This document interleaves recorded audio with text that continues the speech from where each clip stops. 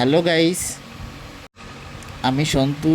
আমার প্রফেশনাল বাইরে একটা জিনিস তোমাদের সাথে শেয়ার করতে চাই।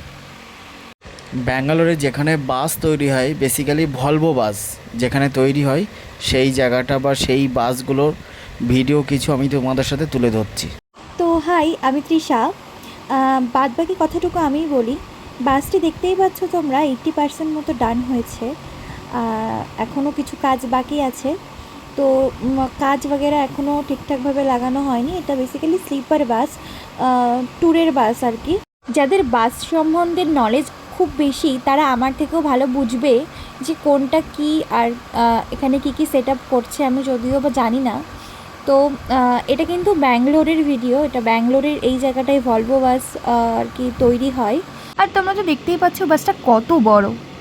আর আরেকটা ইন্টারেস্টিং জিনিস দেখো, আমরা যারা বাসে সাফার করি তারা তো আমরা জানি না যে বাসগুলো কেমনভাবে তৈরি হয়, ভেতরটা কেমন দেখতে লাগে।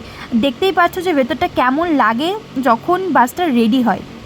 আশা করবো তোমাদের ভিডিওটা ভালো লাগবে। আজকের মতো টাটা, সবাই খুব ভালো থাকো।